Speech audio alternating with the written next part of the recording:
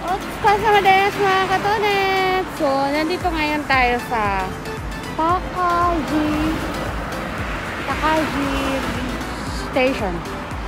So, bus station po ito mga katonet. Bale, yan po, bus station. Pag pupunta po kayo ng Kumanokodo, dito po kayo bababa sa station na to. Yan mga katonet. Ayan, dito kayo baba mga katonet. No, pupunta kayo. Tapos, ayun, nakikita nyo mga katonet yung Kumanokodo na parang anong tawag yan? Parang Kominkan ata. Ayan. Kumanokodo na information. Yan pala. So, dyan yung makikita. Kung gusto nyo kumuha ng mga mapa ata for Kumanokodo, pwede kayo dyan kumuha mga katonet. So, ayan. Ang ganda diba? Diba? Ang ganda ng view. Wow. Mga katonet.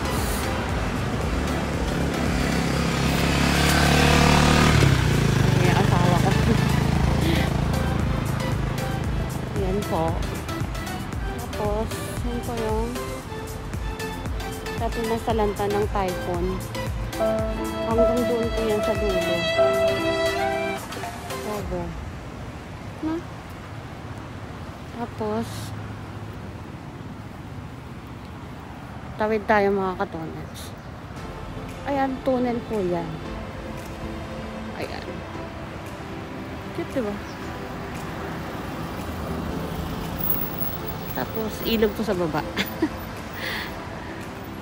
Ganda ng view, mga katonet. Ito, sikat din tong Kumanokodo. Ano mga katonet?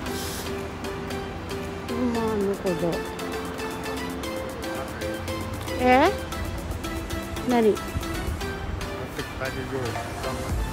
Kanban ka. So, Tsukuhairu wa mo ko. So, ito ata yung pinaka starting point pag umakyat kayo ng Kumanokodo. Diyan po mga katonet, pasok kayo dyan.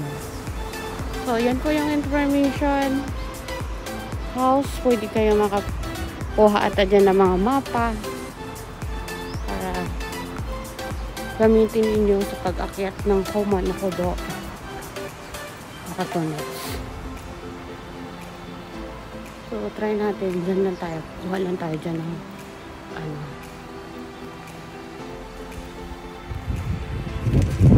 video.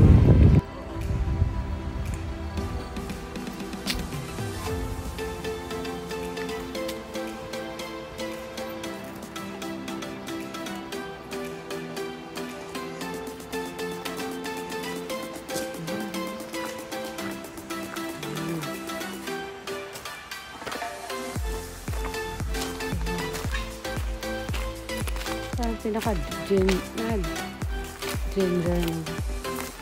ano ata ito. Kumanokodo. Ganun.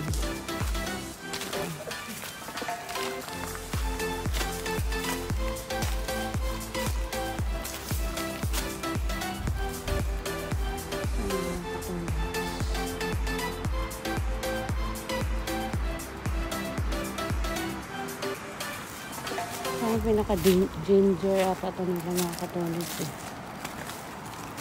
Diba?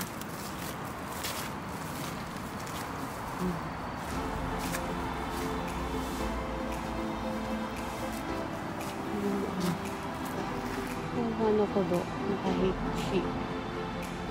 Start.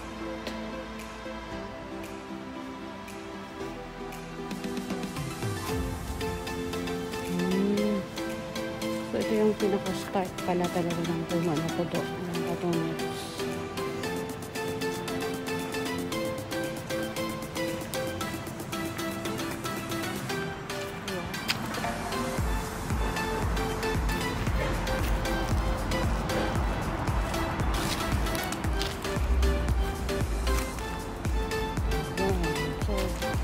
na tayo papasok kasi wala akong dalang coins.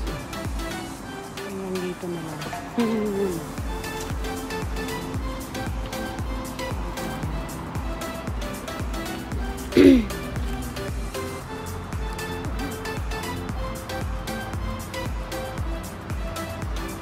Mga katunet, kaya na po ang bahalang kumuha ng information.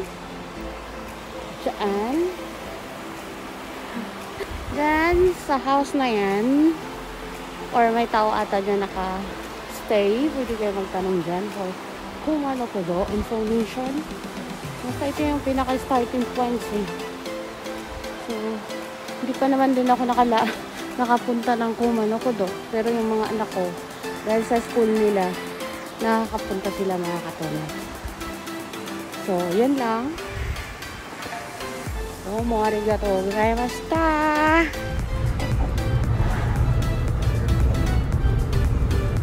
Yan po yan nasa lanta ng Typhoon mga katunes. Dati yung kalsada doon sa kabila eh.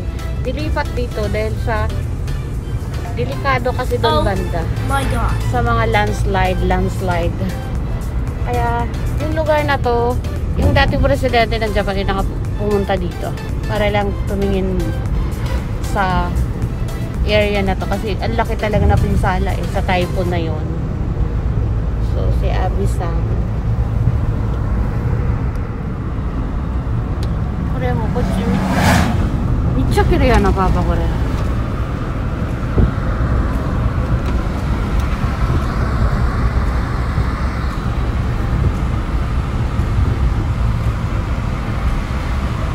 maganda din to eh. Maganda din to. Yaman na to.